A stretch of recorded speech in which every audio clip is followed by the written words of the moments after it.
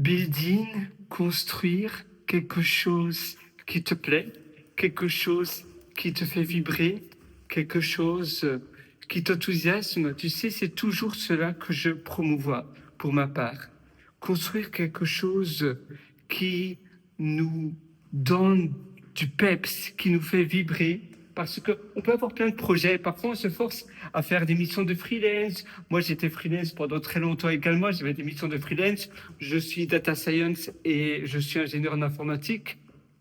Et j'ai fait beaucoup de choses comme ça. Mais travailler pour un client, surtout pour un projet qui nous passionne pas énormément, parfois on peut dire oui, mais le travail, c'est le travail. L'argent, c'est l'argent. Business is business.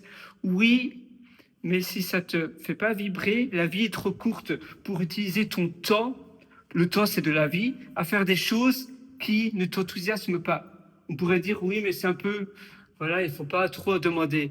La vie, elle est tellement courte, c'est pas trop à demander. Et donc, se construire son propre projet, ou bien filtrer et seulement travailler avec des clients qui ont des projets que l'on adore, mais ça c'est un peu plus dur, surtout qu'on a une petite notoriété au début. Mais faire cela, donc soit filtrer précisément et être extrêmement agressif avec quel client on travaille et seulement choisir des projets, peut-être parce que tu es un fan, un passionné des néobocs et donc tu veux te spécialiser dans les néobocs et tu veux seulement travailler dans cette industrie-là, ou bien tu veux travailler dans l'industrie ça peut être de la santé en informatique et donc c'est aussi quelque chose qui, voilà, il faut trouver des clients, mais qui, tu peux devenir un expert et donc tu peux également charger, donc tarifier ton tarif à un prix bien plus élevé qu'un développeur lambda qui fait un peu tout. Se spécialiser à nouveau, la même chose en tant qu'ingénieur, si tu te spécialises dans les néobocs, dans les blockchains, dans la crypto-monnaie, eh bien, tu vas augmenter ta valeur d'une manière extraordinaire. Et regarder comment tu peux augmenter ta valeur, toujours te demander, tiens, comment est-ce que je peux augmenter ma valeur? Il n'y a pas des manières dont moi, je peux augmenter ma valeur pour proposer quelque chose de gigantesque.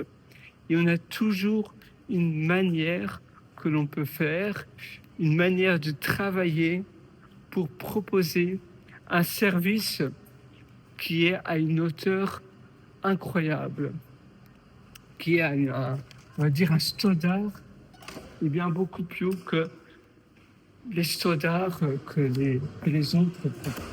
Ah, je vais devoir faire l'ascenseur. Voilà. Donc moi, je te propose de réfléchir sur ça et d'un peu méditer et de te demander, voilà, comment est-ce que je peux, quel type de travail je peux faire et comment est-ce que je peux proposer un produit qui dépasse toutes les attentes possibles.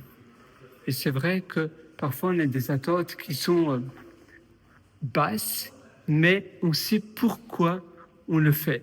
Il y a une raison derrière. Maintenant, j'ai besoin de l'argent de manière immédiate et donc j'accepte de diminuer mon standard. Mais après, je sais où je vais aller. Tu vois, en fait, savoir son plan, avoir une vision de exactement pourquoi je fais ça et pas vivre une vie par défaut qui est imposée par la société, c'est très, très important.